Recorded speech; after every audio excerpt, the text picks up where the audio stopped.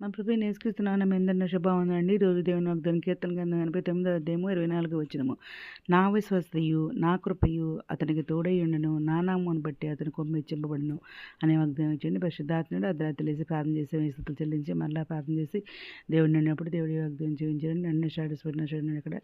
అవునండి, మనం అంతేకాదు ప్రార్థన చేస్తాం, అర్ధరాత్రి లేచి ప్రార్థన చేస్తాం, మధ్యాహ్నం కాలం ప్రార్థన చేస్తున్నాం, స్తుతియాగం చేస్తున్నాం, ఉపవాస ప్రార్థన చేస్తున్నాం, ఇంకా బైబిల్ అయితే పూర్తి రాస్తారండి. దేవుని కృపలను ఈ విధంగా చేస్తున్నాం కాబట్టి దేవుడు మనకి ఇప్పటికీ ఆయన విశ్వస్తే ఆయన కృప మనకు తోడుగా ఉంటా అంటున్నారు. ఈ వాగ్దానం మరి అన్నాడు మరి దావీదు గారికి ఇచ్చిన వాగ్దానం అండి.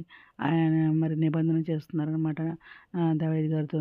నా విశ్వస నా కృప నీకు తోడుగా ఉంటుందని ఆ విధంగా మనకు కూడా ఈరోజు ఈ వాగ్దానం ద్వారా మనకు తోడుగా ఉంటానని చెప్తున్నారనమాట. ఆయన నామం బట్టి మనకు మెచ్చబడదని చెబుతున్నారనమాట. ఇంకా రిలేటెడ్ వాక్యాలు చూస్తే ఇంకా 21వ వచనంలో 89వ అధ్యాయంలోనే నా చెయ్యి ఎడితే అతనికి తోడుగా ఉంటుంది అంటున్నారు. నా బాహుబలం అతన్ని బలపరుస్తుంది అంటున్నారు అనమాట. ఇంకా మరి 15వ వచనంలో చూస్తే శృంగ ధ్వనులు ప్రజలు ధ్వనులు ధన్యులు అనమాట అంటున్నారు.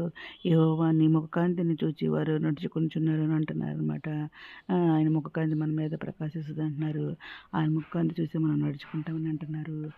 ఇంకా 35వ వచనంలో చూస్తే అతని సంతానము శాశ్వతంగా ఉండిననియు అతని సింహాసనము సూర్యుడున్నంత కాలము నా సన్నిధిని ఉండిననియు అని చెబుతున్నాడు దేవుడు అనమాట.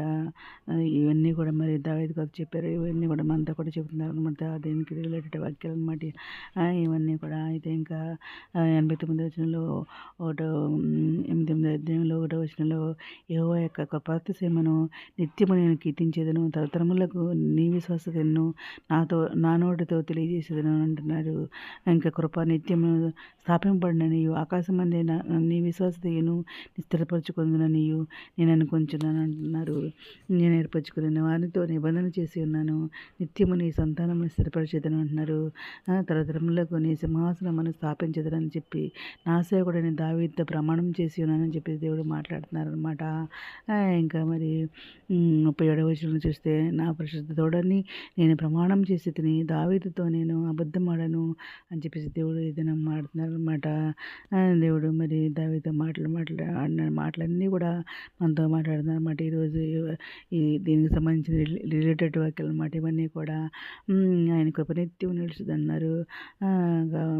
మరి ఇంకా నీవు నా తండ్రివి, నా దేవుడు, నా రక్షణదుర్గవు అని అతడు నాకు మొర్రపెట్టును అంటున్నారు.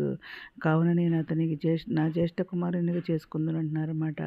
నేను సముద్రం మీద అతని చేతిని, నదుల మీద అతని ఒకటి చేతి ఉంచేదని అంటున్నారు. ఇంకా భూరాజులు తిరిగి ఉంచుతాను అంటున్నారు.